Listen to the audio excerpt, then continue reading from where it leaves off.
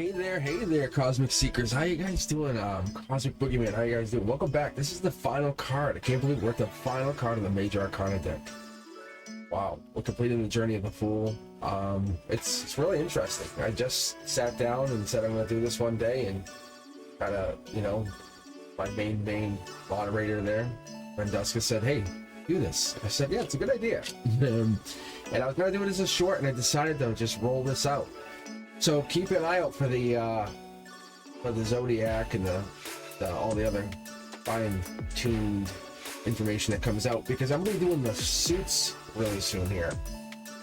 So you'll see me do the wands, and I'll get into the swords. And those videos will be popping out for members only first, very shortly. But make sure you guys are part of the process, part of the journey. Make sure you have joined the channel, you subscribed. It's all chill. I read live. I will read you live. It's all random. Anyway, let me know what you guys think in the comments section, and let's get going. All right. This card encompasses so much. It's the World card. It inspires us to create, to step inside our own chapter, to build with confidence, to build with grace. The World is an interesting card. It's the 21st card in the Major Arcana deck, and we'll get into that in a moment. But it signifies that completion, the circle of unity, the moment we have celebrated how far we have come, and recognizing that harmony that we've created, that we've built. It's integrating all the parts of the journey itself, that circle, and we're representing to ourselves in the wholeness, that completion of spiritual, emotional, and material realms. We're into the alignment of something new. We're finding ourselves. We're creating.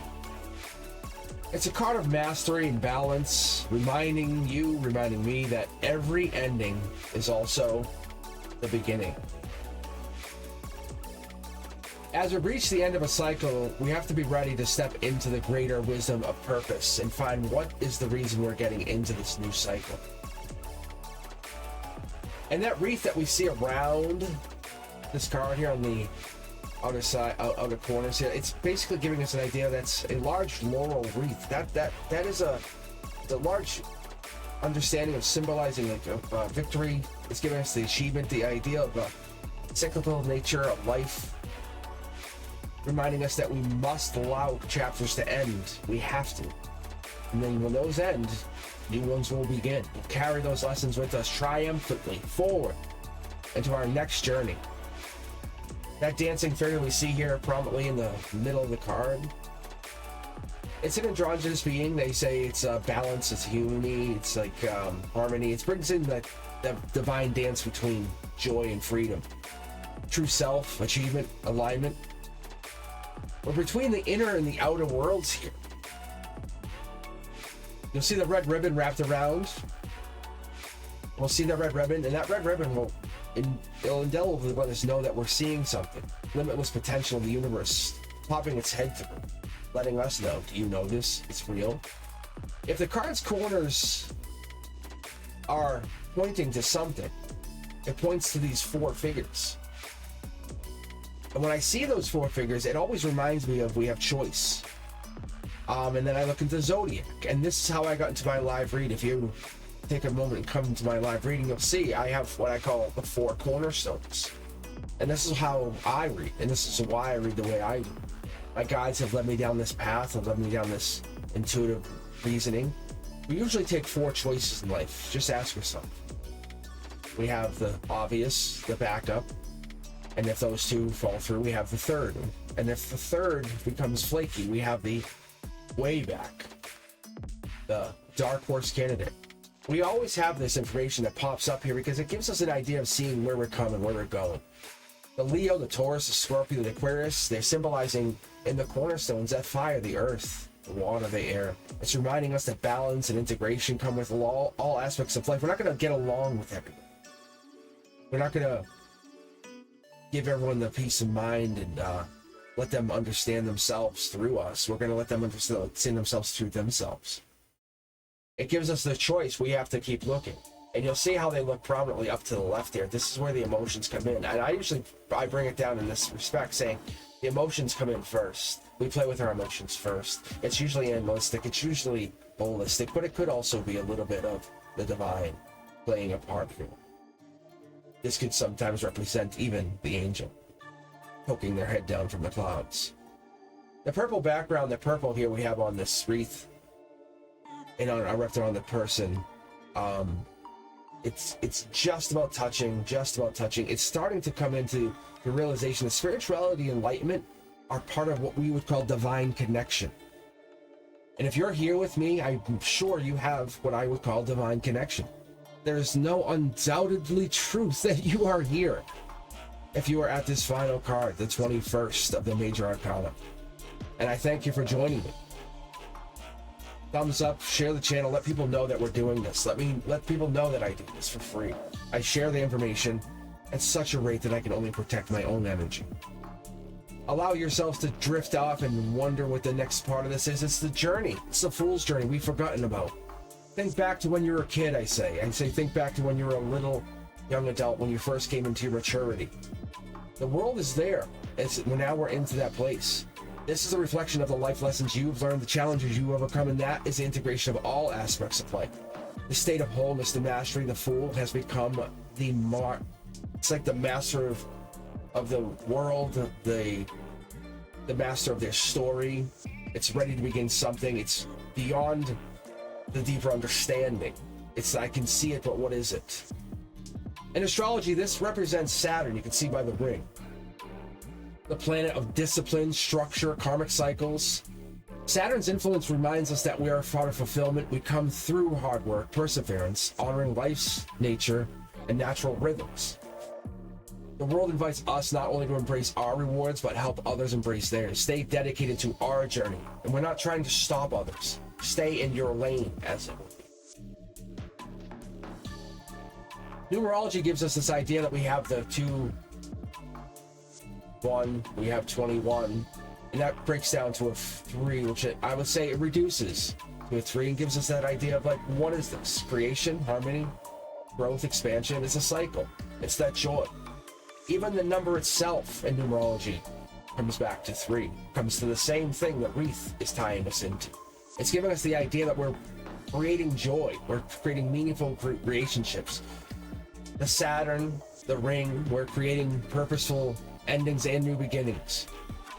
But they don't necessarily all end. They have to culminate into something new, transpire, elevate, raise your vibration, as it would be.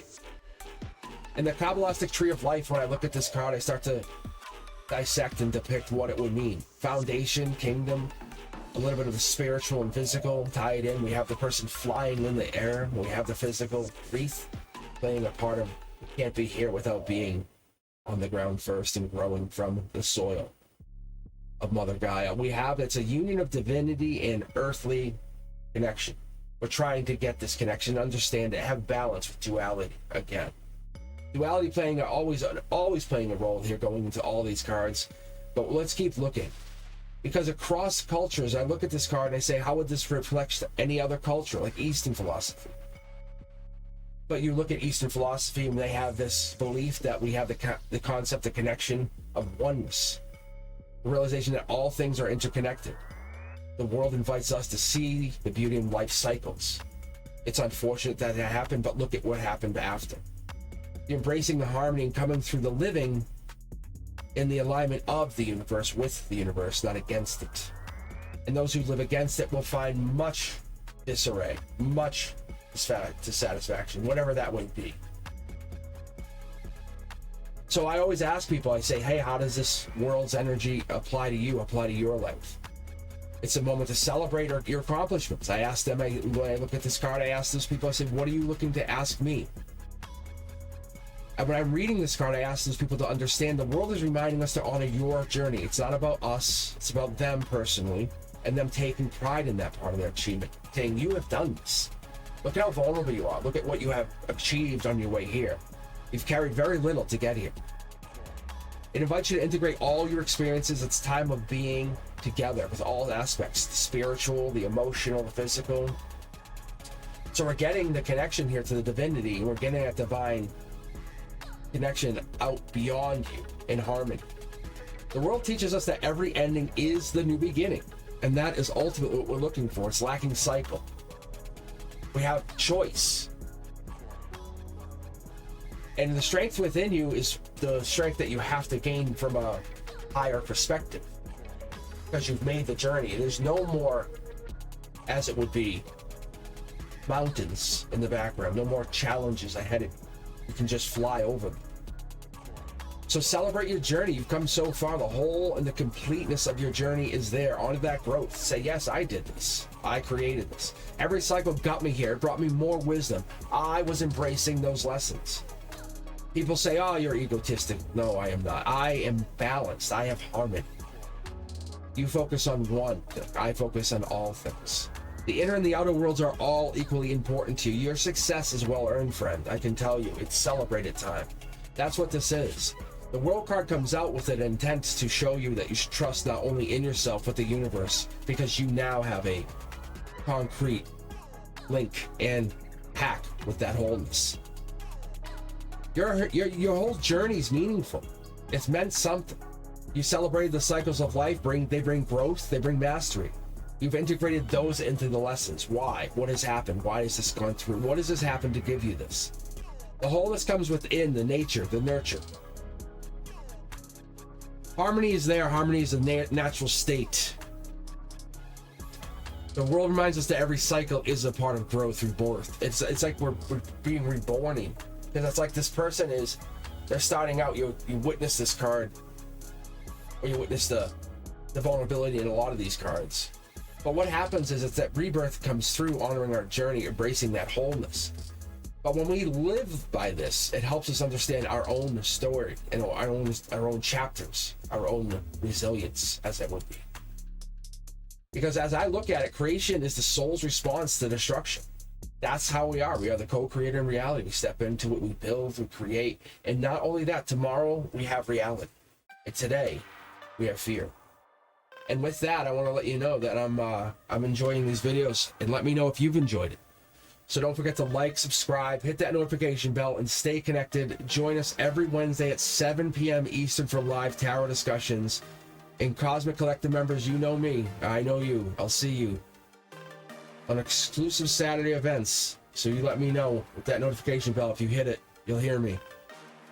Let's celebrate together, Cosmic Seekers. I'll talk to you soon.